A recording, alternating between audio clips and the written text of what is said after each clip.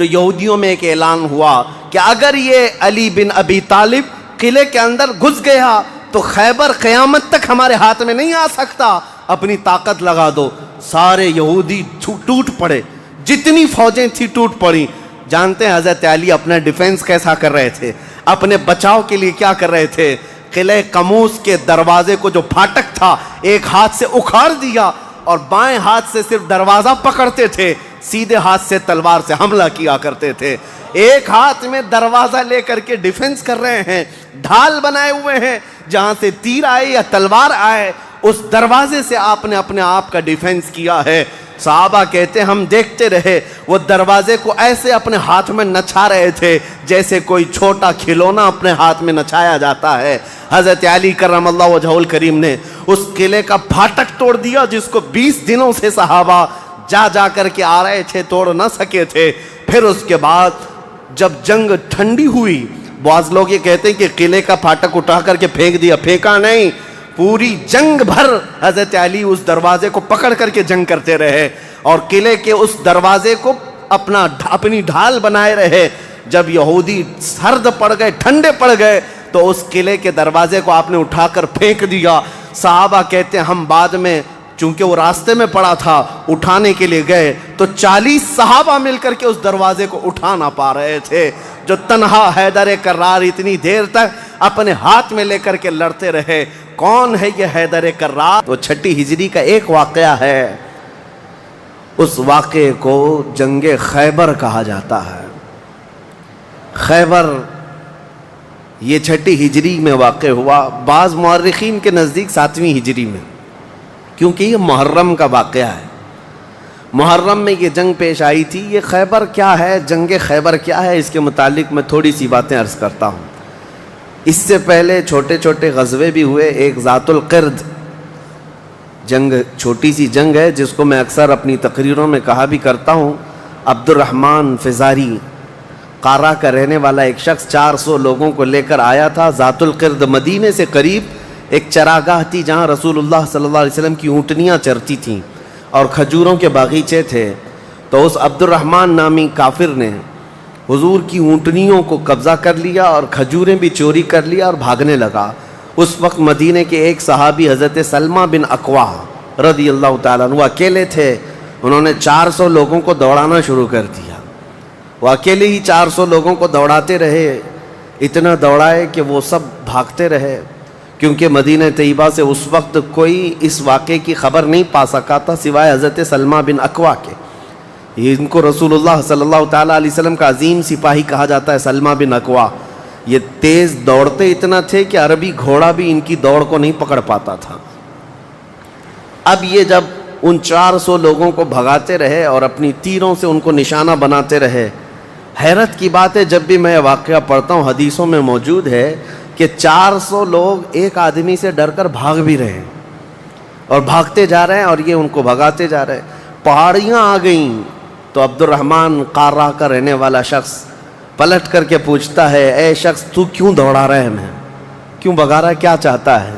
حضرت سلمہ بن اکوا نے کہا، جب تک تمہاری جھولی میں مدینے کی ایک کھجور بھی باقی رہے گی میں تمہیں زندہ نہیں چھوڑوں گا، اور جب تک رسول اللہ کی اونٹنیاں تم نے قبضہ کی انہیں آزاد نہیں کرو گے میں تمہارا راستہ آزاد نہیں رکھوں گا۔ اور دوڑاتے رہے۔ کئی لوگ اس میں سے گھوڑے سے گر جاتے تھے، ان کی گردن پر یہ صرف پیر رکھتے وہ وہیں ٹھنڈا ہو جاتا، یہاں تک کہ وہ پہاڑیوں کے اوپر چڑھ گئے۔ عبد الرحمن نے اپنے ساتھیوں سے کہا کہ لوگوں ان کی ساری کھجوریں پھینک دو، جتنی چادریں ہیں بچھا دو اور جتنی اونٹنیاں ہیں انہیں چھوڑ دو، ورنہ یہ ہم میں سے کسی کو بھی زندہ نہیں چھوڑے گا۔ تو اس کی بات پر سارے لوگوں نے اپنی اپنی کھجوریں جو لوٹے تھے مدینے کے باغات سے سب چھوڑ دیا، اونٹنیاں بھی چھوڑ دیں، سب کو جمع کیا حضرت سلمہ بن اکوا نے کھجوروں کو چادر میں، اور تنہا وہ سارا مال اٹھا کر کندھے پر اور حضور کی اونٹنیاں ہانکتے ہوئے مدینے کی طرف لا رہے تھے، اکیلے آ رہے تھے۔ بیچ راستے میں پھر حضرت ابو قتادہ رضی اللہ تعالیٰ عنہ سے ملاقات ہوئی، پوچھا کہاں سے آ رہے ہو؟ تو حضرت سلمہ بن اکوا نے واقعہ کہہ کر کے سنایا، کہا کہ چلو رسول اللہ صلی اللہ علیہ وسلم راستے میں ہی ہیں۔ حضور سے ملاقات ہوئی، حضور نے کہا کہ کہ تم صحیح سلامت آ گئے, ہمیں واقعے کی خبر پہلے سے مل گئی تھی. تو ابھی بھی کہنے لگے یا رسول اللہ میں نے ان کو پانی تک پینے نہیں دیا, اگر آپ حکم فرمائیں تو ان سب کا پیچھا کر کے ان کو یہیں ختم کر دیں گے. نبی پاک صلی اللہ علیہ وسلم نے مسکرا کر فرمایا تمہاری جو اونٹنیاں تھی, تمہارے جو کھجور تھے, اس کے تم مالک ہو گئے ہو, ان کا راستہ چھوڑ دو. تب یہ واپس آئے. حضرت سلمہ بن اکوع, اعلیٰ حضرت امام محمد رضا خان فاضل بریلوی رضی اللہ تعالیٰ عنہ نے اس روایت کو نقل فرمایا اور فرماتے ہیں سلمہ بن اکوع سے پوچھا گیا تمہیں خوف نہیں تھا, ڈر نہیں تھا؟ 400 لوگوں کو اکیلے دوڑاتے چلے گئے, مدینے سے باہر بھی چلے گئے. تو جانتے ہیں کون سی طاقت تھی ان کے پاس, سلمہ بن اکوع کے پاس, جو ان کو خوف سے آزاد کر رکھی تھی. فرماتے ہیں ایک بار رسول اللہ صلی اللہ علیہ وسلم صحابہ سے بیعت لے رہے تھے, ہاتھ میں ہاتھ لے کر بیعت کر رہے تھے. تو سب حضور کے پاس ہاتھ دے رہے تھے, بیعت کر رہے تھے. حضور نے مجھ سے کہا سلمہ بن اکوع آ جاؤ, تم بیعت کر لو میرے ہاتھ پر. میں نے عرض کیا یا رسول اللہ پہلے ہی میں بیعت کر چکا ہوں. ایک بار وہ بیعت کر چکے تھے. حضور نے فرمایا دوبارہ کر لو, اس میں کیا حرج ہے؟ حضرت سلمہ بن اکوع کہتے ہیں میں نے دوبارہ حضور کے ہاتھ میں ہاتھ دیا, حضور نے بیعت کیا. تھوڑی دیر گزری تھی کہ صحابہ بیعت کر رہے تھے. حضور نے پھر پکارا سلمہ بن اکوع بیعت کیوں نہیں کر لیتے؟ کہا یا رسول اللہ میں نے 2 بار بیعت کی ہے. حضور نے فرمایا تیسری بار کر لو, کیا حرج ہے؟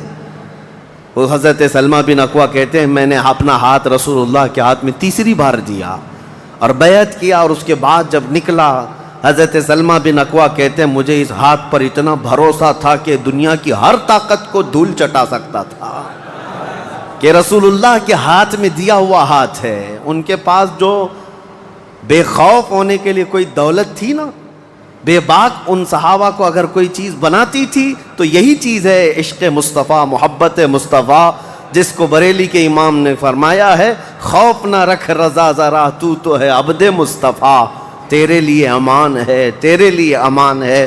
کسی شاعر نے کہا تھا کہ دیوان گانے عشق محمد کو دیکھ کر گھبرا گئی ہے گردش دوراں کبھی کبھی. حضور کے عاشقوں کو دیکھ کر کے دنیا کی طاقتیں بھی گھبرا جاتی تھیں کہ ان کے پاس ہے کون سی طاقت. تو یہ جو چھوٹی سی جنگ واقع ہوئی اس کو ذات القرد کہتے ہیں. اس کے 3 دن کے بعد ہی خیبر کی جنگ شروع ہو گئی تھی. اب خیبر پر ہم آتے ہیں. خیبر کیا ہے؟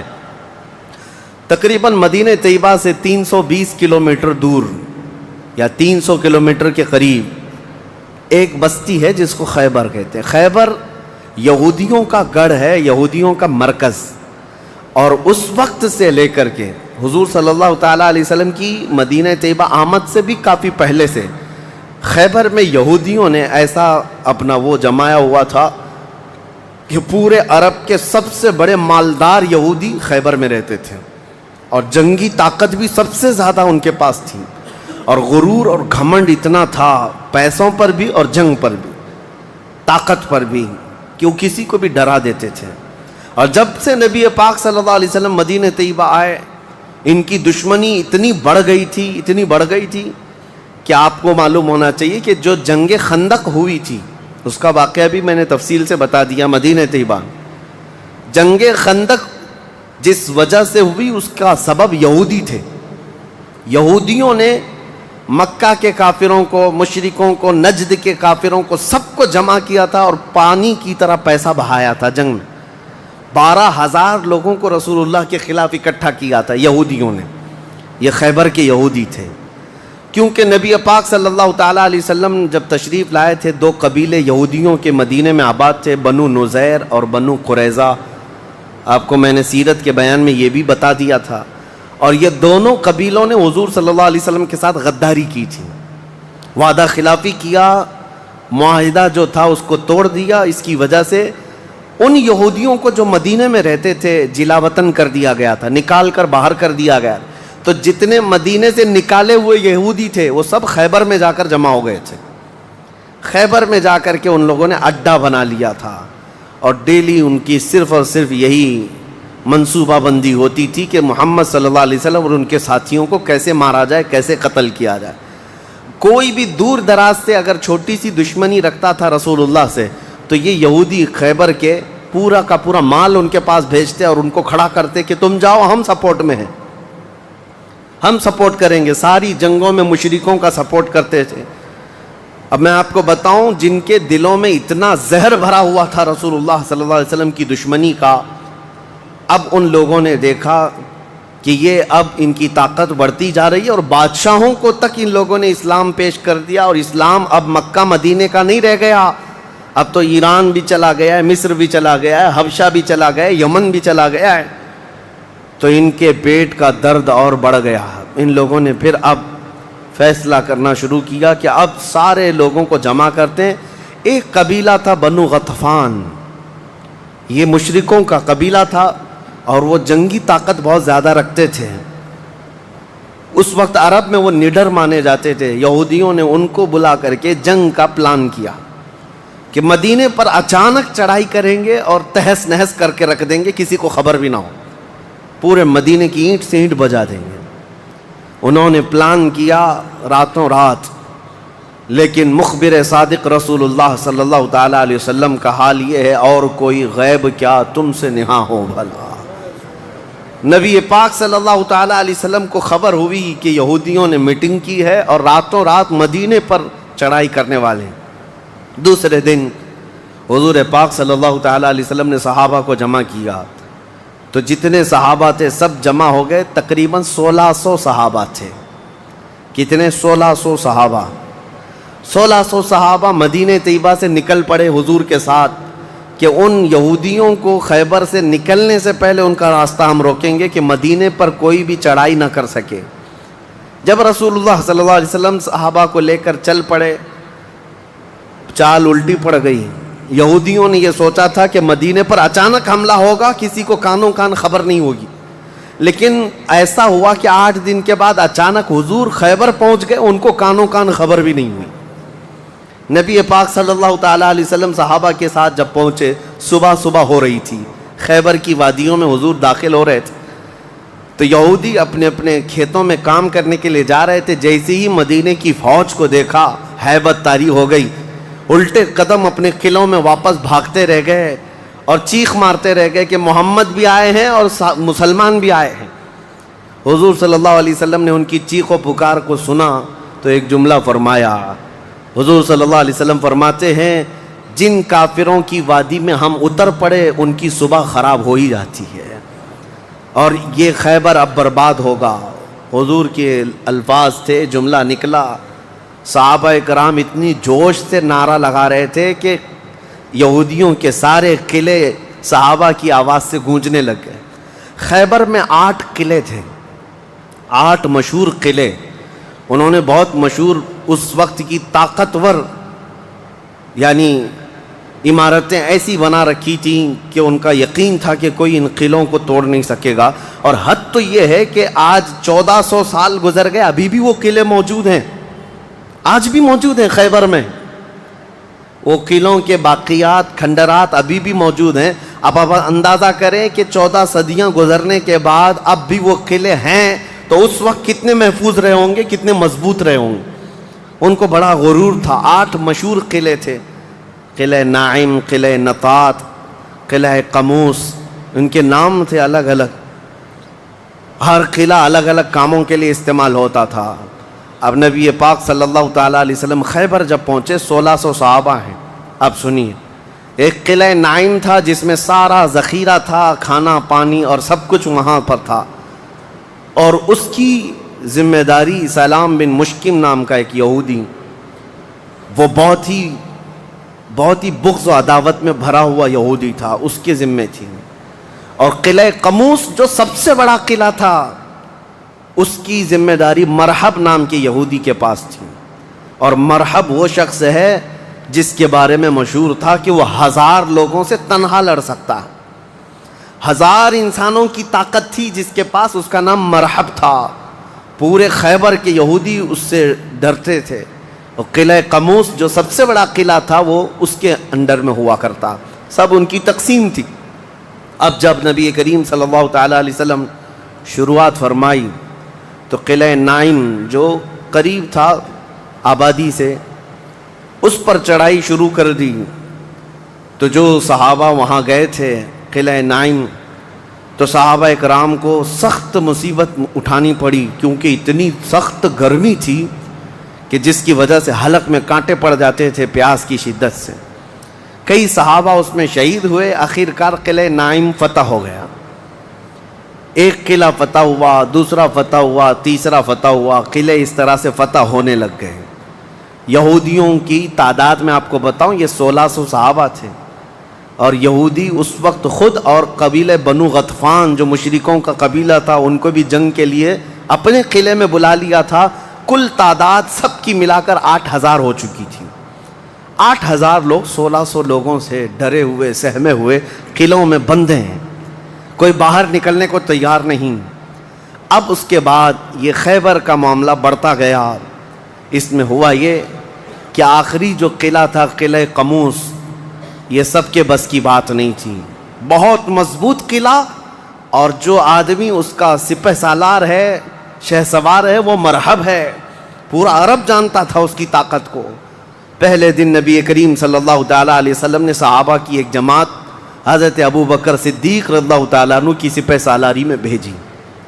حضرت ابو بکر صدیق آئے, بہت ہی جاں بازی اور بہادری کے ساتھ لڑائی کی, لیکن وہ اتنا سخت تھا کہ یہودیوں کی طرف سے بہت سخت طریقے سے ڈیفنس ہوتا تھا. صحابہ پیچھے ہٹ گئے, کچھ شہید ہوئے, کچھ زخمی ہوئے, واپس آئے. پھر دوسرے دن سیدنا عمر ابن خطاب رضی اللہ تعالیٰ عنہ کے حوالے حضور صلی اللہ علیہ وسلم نے فرمایا. حضرت عمر فاروق رضی اللہ تعالیٰ عنہ گئے. صحابہ کی ایک جماعت تھی, لیکن آج کا دن اور زیادہ سخت ہو گیا. سارے یہودیوں نے اپنی طاقت جھونک دی قلعہ قموس کو بچانے کے لیے. حضرت عمر فاروق رضی اللہ تعالیٰ عنہ صحابہ کی جماعت کو لے کر شام میں واپس آ گئے. اب یہ محاصرہ بڑھ گیا. 20 دن چلا کنٹینیو محاصرہ ان قلعوں کا, لیکن فتح ہونے کا نام نہیں تھا. جلال پیغمبری کو دیکھیں ہیں, صحابہ 20 دن سے تپتی ہوئی گرمی میں مدینے سے 300 کلومیٹر باہر ہیں. عرض کیا یا رسول اللہ صلی اللہ علیہ وسلم ہماری منزل ابھی کہاں ہے, کب تک ہے؟ رات کا وقت تھا, نبی کریم صلی اللہ تعالیٰ علیہ وسلم جلال میں تھے. ارشاد فرمایا لَأُعْطِيَنَّ غَدًا رَایَةً رَجُلًا يُحِبُّهُ اللَّهُ وَرَسُولُهُ. حضور اکرم صلی اللہ تعالیٰ علیہ وسلم فرماتے ہیں کل کے دن میں اپنا جھنڈا ایک ایسے آدمی کو دوں گا جس سے اللہ اور اس کے رسول محبت کرتے ہیں, اور اللہ اور اس کے رسول جس سے محبت کرتے ہیں وہ خود بھی اللہ اور اس کے رسول سے محبت کرتا ہے. اور پھر میرے آقا نے فرمایا خیبر کی فتح اسی کے ہاتھ میں رکھی ہوئی. صحابہ کہتے ہیں پوری رات بے چینی اور کروٹ لیتے ہوئے ہم نے گزاری.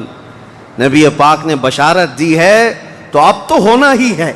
حضور نے فرما دیا ہے کہ میں کل اپنا جھنڈا اس آدمی کے ہاتھ میں دوں گا جس کو اللہ اور اس کے رسول محبت کرتے ہیں. صحابہ کہتے ہیں حضرت عمر فاروق رضی اللہ تعالیٰ عنہ فرماتے میری آنکھ تک نہ لگی پوری رات, اور اس تمنا میں کہ صبح ہوگی تو حضور صلی اللہ علیہ وسلم وہ جھنڈا مجھے دے دیں. کہ اس میں 3 بشارتیں تھیں. ایک بشارت یہ تھی کہ وہ شخص جس کو میں جھنڈا دوں گا وہ اللہ اور رسول سے بہت محبت کرتا ہے. دوسری بشارت یہ تھی کہ اللہ خود اس سے محبت کرتا ہے. تیسری بشارت یہ تھی کہ اسی کے ہاتھ میں خیبر کی فتح رکھی ہے. حضرت عمر کہتے ہیں پوری رات پلک بھی جھپکا نہیں, اسی آس میں اسی امید میں پوری رات گزاری. پورے صحابہ کا یہی حال تھا. صبح جب ہوئی دوڑے دوڑے نبی کریم صلی اللہ تعالیٰ علیہ وسلم کی جلوں میں حاضر ہوئے. اللہ کے حبیب صلی اللہ علیہ وسلم کے ہاتھ میں پرچم تھا, جھنڈا تھا, اب جنگ کے لیے روانہ کرنا تھا. نبی کریم صلی اللہ علیہ وسلم کے سامنے صحابہ کی فوج ہے. سارے صحابہ گردنیں اونچی کر کر کے دیکھ رہے ہیں, لیکن نبی پاک صلی اللہ تعالیٰ علیہ وسلم نے اس بھرے مجمع میں اعلان فرمایا علی کہاں ہے, علی کہاں ہے. اس مجمع میں حضرت علی نہیں ہیں. صحابہ نے کہا یا رسول اللہ وہ بخار میں ہیں, بیمار ہیں اور آشوب چشم ہے, آنکھیں لال ہو چکی ہیں, آنکھوں سے پانی آ رہا ہے. نبی کریم صلی اللہ علیہ وسلم نے فرمایا لاؤ, اسی حالت میں بلا لاؤ. صحابہ گئے, حضرت علی کو بلا لائے. بخار کی حالت میں ہیں, آنکھوں میں آشوب ہے, سرخی آ چکی ہے. نبی کریم صلی اللہ علیہ وسلم نے قریب بلایا, اپنا لعاب پاک نکال کر ان کی آنکھوں میں لگایا. حضرت علی فرماتے ہیں مجھے ایسا لگا کبھی آنکھوں میں کوئی مرض آیا ہی نہیں تھا, بخار بھی نہیں تھا. نبی کریم صلی اللہ تعالیٰ علیہ وسلم نے اپنے ہاتھ میں موجود پرچم حیدر کرار کے ہاتھ میں دیا، کہا جاؤ علی تمہارے ہاتھ میں اللہ نے فتح رکھی ہے۔ میرے عزیزو ایک بات میں آپ کو بتا دوں کہ یہ کیا معاملہ ہے، جب رسول کریم صلی اللہ تعالیٰ علیہ وسلم کو یہ معلوم ہے کہ حضرت علی کے ہاتھ میں ہی یہ جنگ فتح ہونی ہے، تو پہلے دن کسی اور کو کیوں بھیجا، دوسرے دن اور صحابی کو بھیجا؟ یہ 20 دن کا محاصرہ کس بات کا تھا؟ یہ سارے معاملات کس لیے تھے؟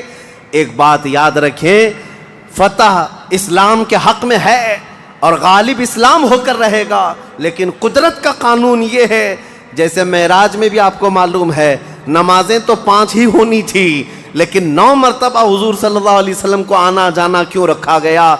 خدا کی قدرت کا قانون یہ ہے کہ پہلے اسباب کی طرف دیکھو، بعد میں اسباب کا خالق خود تمہارے لیے راستے پیدا فرمائے گا۔ جنگ تو فتح ہونی ہی ہے، لیکن تمہیں اسٹرگل کرنا پڑے گا، میدان میں مشکلیں اٹھانی پڑیں گی، بعد میں فتح تو تمہارے ہاتھ میں اللہ نے دی ہے۔ حضرت علی کرم اللہ وجہہ الکریم اپنے ہاتھ میں پرچم لے کر کے جب قلعہ قموس کی طرف بڑھتے ہیں، جانتے ہیں وہ تاریخ کا وہ عظیم دن ہے، محرم کی غالباً 9ویں تاریخ ہے۔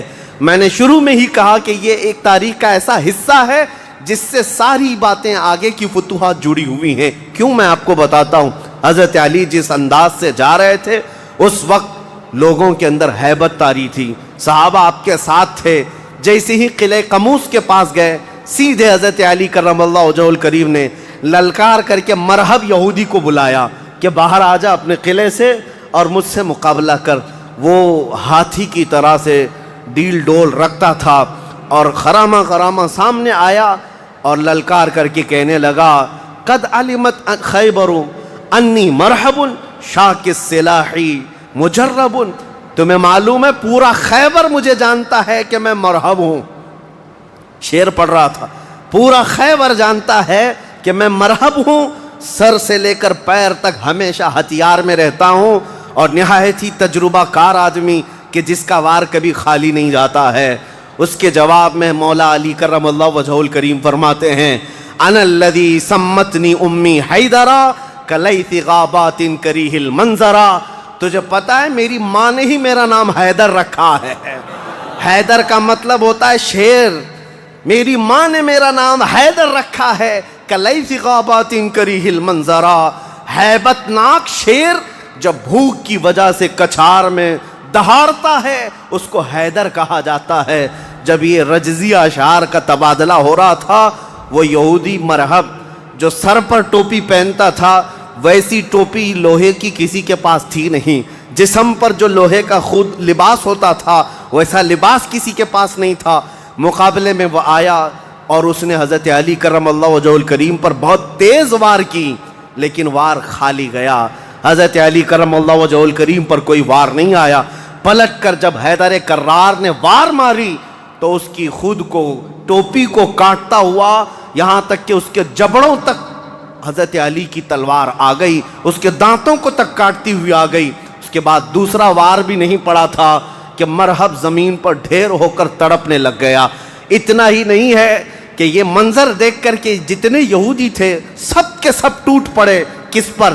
حیدر کرار پر۔ اکیلے بطل جلیل ہیں، جس طرف سے آتے تھے صحابہ کہتے ہیں حضرت علی کی تلوار اس دن جو چمک رہی تھی ہمارے جسموں میں ہیبت طاری تھی، کبھی ادھر چمکتی ہے کبھی ادھر چمکتی ہے۔ آپ کو پتا ہے ایک لقب آپ کا کرار ہے۔ کرار کا مطلب کیا ہوتا ہے؟ پلٹ پلٹ کر کے حملہ کرنے والا، اور ایسا حملہ کرنے والا کہ سامنے والے کو سنبھلنے کا موقع بھی نہیں دیتا۔ حضرت علی کی تلوار نے اتنے وار کیے کہ یہودیوں کی صفیں درہم برہم ہو گئی۔ بعض تو لوگوں نے یہ سوچا کہ جان بچانے میں عافیت ہے، جب ہمارا سردار ڈھیر ہو کر تڑپ رہا ہے ہمیں اس سے مقابلے کی کیا تاو ہے۔ بڑھتے گئے حضرت علی، سیدھے قلعہ قموس جو تھا وہاں جا کر کے کھڑے ہو گئے تو یہودیوں میں ایک اعلان ہوا کہ اگر یہ علی بن ابی طالب قلعے کے اندر گھس گیا تو خیبر قیامت تک ہمارے ہاتھ میں نہیں آ سکتا، اپنی طاقت لگا دو۔ سارے یہودی ٹوٹ پڑے، جتنی فوجیں تھی ٹوٹ پڑی۔ جانتے ہیں حضرت علی اپنا ڈیفنس کیسا کر رہے تھے، اپنے بچاؤ کے لیے کیا کر رہے تھے؟ قلعہ قموس کے دروازے کو جو پھاٹک تھا ایک ہاتھ سے اکھاڑ دیا اور بائیں ہاتھ سے صرف دروازہ پکڑتے تھے، سیدھے ہاتھ سے تلوار سے حملہ کیا کرتے تھے۔ ایک ہاتھ میں دروازہ لے کر کے ڈیفنس کر رہے ہیں، ڈھال بنائے ہوئے ہیں، جہاں سے تیر آئے یا تلوار آئے اس دروازے سے آپ نے اپنے آپ کا ڈیفنس کیا ہے۔ صحابہ کہتے ہیں ہم دیکھتے رہے، وہ دروازے کو ایسے اپنے ہاتھ میں نچھا رہے تھے جیسے کوئی چھوٹا کھلونا اپنے ہاتھ میں نچھایا جاتا ہے۔ حضرت علی کرم اللہ وجہہ الکریم نے اس قلعے کا پھاٹک توڑ دیا جس کو 20 دنوں سے صحابہ جا کر کے آ رہے تھے، توڑ نہ سکے تھے۔ پھر اس کے بعد جب جنگ ٹھنڈی ہوئی، بعض لوگ یہ کہتے ہیں کہ قلعے کا پھاٹک اٹھا کر کے پھینک دیا، پھینکا نہیں، پوری جنگ بھر حضرت علی اس دروازے کو پکڑ کر کے جنگ کرتے رہے اور قلعے کے اس دروازے کو اپنی ڈھال بنائے رہے۔ جب یہودی سرد پڑ گئے، ٹھنڈے پڑ گئے، تو اس قلعے کے دروازے کو آپ نے اٹھا کر پھینک دیا۔ صحابہ کہتے ہیں ہم بعد میں، چونکہ وہ راستے میں پڑا تھا، اٹھانے کے لیے گئے تو 40 صحابہ مل کر کے اس دروازے کو اٹھا نہ پا رہے تھے۔ جو تنہا حیدر کرار اتنی دیر تک اپنے ہاتھ میں لے کر کے لڑتے رہے۔ کون ہے یہ حیدر کرار؟ یہ وہی حیدر کرار ہے جب رسول اللہ صلی اللہ علیہ وسلم نے مکہ مکرمہ میں سب سے پہلے اسلام کی دعوت دی تھی تو مکہ والوں نے انکار کیا تھا۔ 9 سال کا ایک بچہ کھڑا ہوا تھا، کہا یا رسول اللہ میں آپ کے دین کی حمایت کروں گا۔ پتلی پتلی ٹانگیں تھی، کمزوری تھی۔ رسول اللہ نے اس 9 سال کے بچے کو دیکھا اور سینے سے لگایا اور بارگاہ رب العزت میں عرض کیا کہ مولا اس کی ٹانگوں میں اور اس کی بازوؤں میں تو طاقت عطا فرما۔ وہ 9 سال کا بچہ جب 25 سال کا ہو گیا تو فاتح خیبر بن کر کے نکلا، حیدر کرار بن کر کے نکلا۔ اسی لیے سچ کہا ہے جس نے کہا ہے شاہ مرداں شیر یزداں قوت پروردگار، لا فتح الا علی لا سیف الا ذوالفقار۔ یہ ہے جس کا مطلب یہ ہوتا ہے فارسی میں شاہ مرداں شیر یزداں، نوجوانوں کا اگر کوئی بادشاہ ہے تو وہ حیدر کرار ہے۔ شیر یزداں اگر اللہ کا کوئی شیر ہے تو حیدر کرار ہے۔ قوت پروردگار، اللہ کی طاقت کا مظہر دیکھنا ہے تو وہ علی بن ابی طالب ہے۔ لا فتح الا علی، سچ کہا جس شاعر نے کہا لا فتح الا علی۔ پورے لوگوں میں اگر جوان کوئی کہانے کے لائق ہے تو وہ علی بن ابی طالب کا نام ہے۔ لا سیف الا ذوالفقار، اور دنیا میں اگر کسی تلوار کو تلوار کہلانے کا حق ہے تو وہ ذوالفقار حیدری کا نام ہے۔ عزیزان گرامی اوقات، یہ خیبر فتح ہوا، جیسے یہ خیبر فتح ہوا صحابہ میں اتنا جوش بھر گیا تھا، نہ قلعہ قموس باقی رہا نہ مرحب باقی رہا۔ اور خیبر کو جو مولا علی نے اس وقت توڑا تھا، 14 صدیاں گزر گئی، آج تک یہودیوں کا اس میں داخلہ نہ ہو سکا تھا۔ یہودیوں کو پتا تھا ایک بار علی اس میں داخل ہو گیا تو قیامت تک خیبر ہمارے ہاتھ میں نہ آ سکے گا۔ آپ کو پتا ہے 2018 کی بات میں بتاؤں، 2018 میں انگلینڈ میں لندن کی سڑکوں پر پوسٹر اور بینر ہورڈنگ کارڈ لیے ہوئے یہودی احتجاج کر رہے تھے، پروٹیسٹ کر رہے تھے کہ خیبر ہمارا تھا، ہم کو نکالا گیا تھا اور تمہاری ہماری لاسٹ جنگ خیبر تھی، اس کے بعد نہیں ہوئی۔ اس طرح کی باتیں، یعنی میں نے محسوس کیا کہ مسلمان تو بھول گئے خیبر کیا ہے۔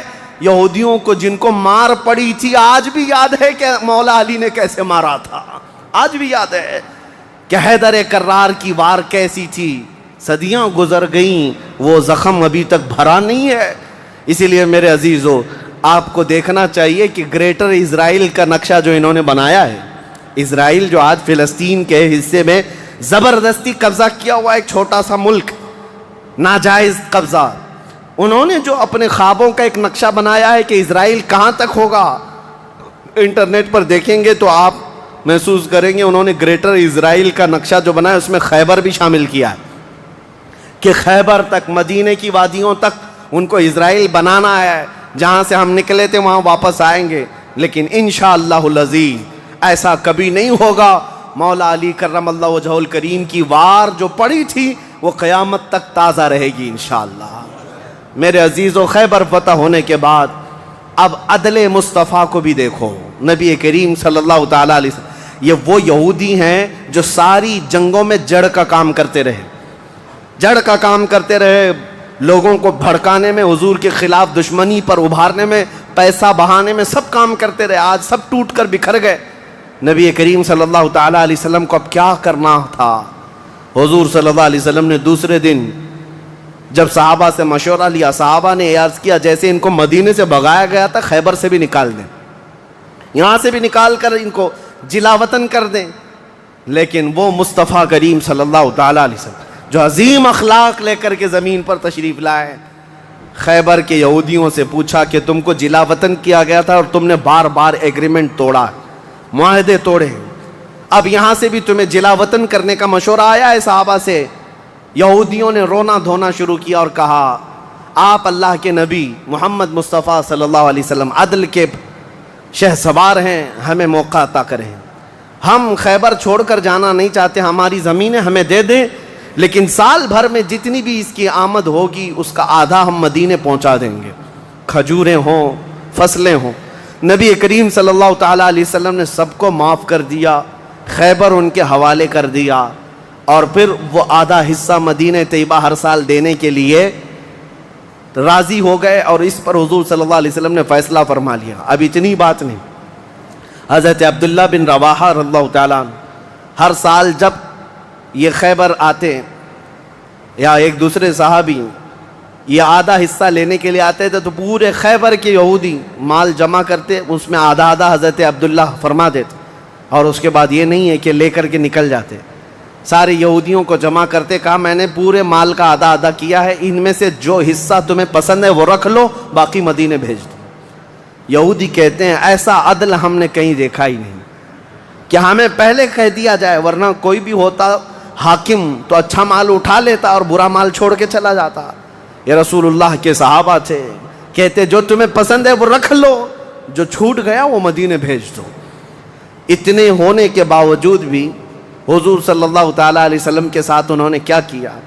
حضور 3 دن کے بعد خیبر سے نکل رہے تھے، زینب نام کی ایک خاتون تھی جس کا شوہر قتل ہو گیا تھا، وہ حضور صلی اللہ تعالیٰ علیہ وسلم کے پاس بڑی محبت لے کر کے آئی، بہت محبت کے ساتھ، اور یوں کہا کہ میں آپ کی پیروکار ہوں، بڑی مشتاق تھی آپ کے دیکھنے کی، آپ میرے گھر تشریف لائیں۔ حضور صلی اللہ تعالیٰ علیہ وسلم کو اور کچھ صحابہ کو اس نے اپنے گھر پر دعوت کی، اور دعوت کیا کیا؟ کھانے میں اور گوشت میں نہایت ہی خطرناک زہر ملایا اور حضور صلی اللہ تعالیٰ علیہ وسلم کو زہر دیا۔ جو صحابہ موجود تھے حضور صلی اللہ علیہ وسلم کے ساتھ دعوت میں، جیسی حضور نے پہلا لقمہ اٹھایا، جو گوشت کی بوٹی تھی یا جو لقمہ تھا وہی بول پڑا رسول اللہ صلی اللہ علیہ وسلم کہ مجھ میں زہر ملا ہوا ہے۔ نبی کریم صلی اللہ تعالیٰ علیہ وسلم نے ابھی اپنی زبان پر لگایا ہی تھا، نکال کر پھینک دیا، لیکن دوسرے ایک صحابی حضور سے پہلے پیٹ بھر کر کھا چکے تھے اور وہ زہر کے اثر سے فوراً ہی شہید ہو گئے۔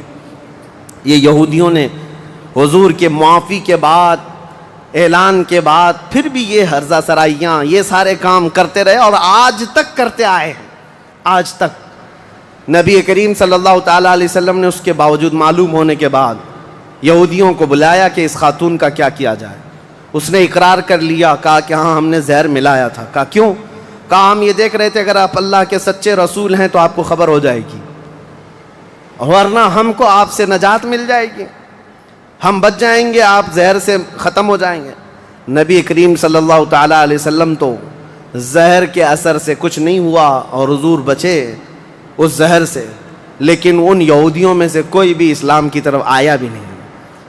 نبی کریم صلی اللہ تعالیٰ علیہ وسلم نے اس خاتون سے بدلہ نہیں لیا، اسے معاف کر دیا۔ اپنی ذات کے لیے حضور نے کبھی بدلہ لیا ہی نہیں، اسے چھوڑ دیا اور پھر وہاں سے نکل پڑے۔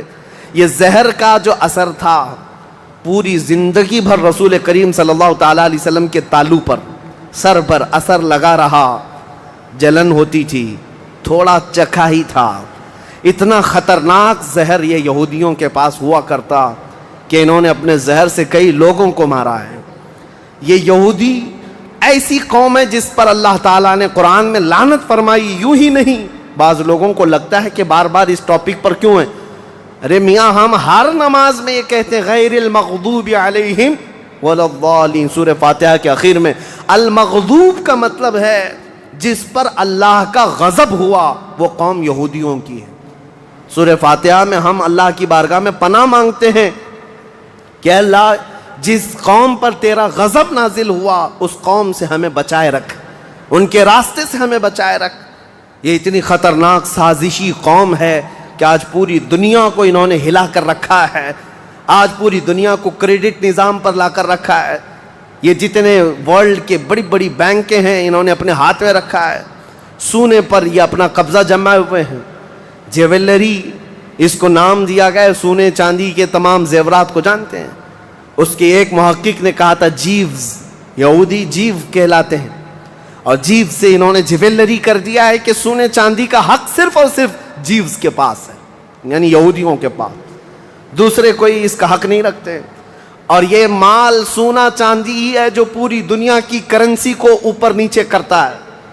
یہ سارا نظام انہوں نے بنا رکھا ہے، دنیا کو قرضے دے دے کر کے ورلڈ بینک سے اپنا مقروض بنائے رکھا ہے، دنیا کو جنگوں کے ہتھیار خوب بیچتے ہیں، یہ سارے ہتھیار بناتے ہیں اور پورا بیچتے ہیں، اس کا کاروبار بھی کرتے ہیں۔ دنیا کی بڑی بڑی دوائیوں کی کمپنیاں بلکہ بایو ویپن کے طور پر استعمال کرتے ہیں، ڈرگ مافیا ہے، سب یہودیوں کے کنٹرول میں آج۔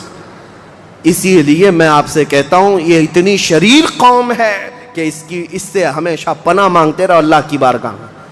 اور اخیر میں آپ کو بتا دوں جب قیامت کے قریب حضرت عیسیٰ علیہ السلام آئیں گے اور وہ اس وقت دجال کو قتل کر رہے ہوں گے، اور دجال کی فوج میں 60,000 یہودی ہوں گے، 60,000 یہودی اس کے ساتھ جنگ لڑ رہے ہوں گے ایمان والوں کے ساتھ اس کی حمایت میں، اور حضرت عیسیٰ علیہ السلام کے ہاتھ سے قتل ہوں گے۔ تو حدیث پاک میں ہے کہ جہاں حضرت عیسیٰ علیہ السلام جائیں گے یا مسلمان جو عیسیٰ علیہ السلام کے ساتھ ہوں گے، ان مسلمانوں کو جو پتھر ہیں جگہ جگہ کے، وہ پتھر پکار کر کہیں گے یا مسلم ورائی یہودین اقتلہ، اے مسلمان میرے پیچھے ایک یہودی چھپا ہوا ہے، آجا اسے قتل کر دے۔ پتھر تک بولے گا کہ یہودی یہاں چھپا ہوا ہے۔ اس سے آپ اندازہ کریں یہ ایسی شریر قوم ہے جس سے پتھر بھی پناہ مانگتے ہیں۔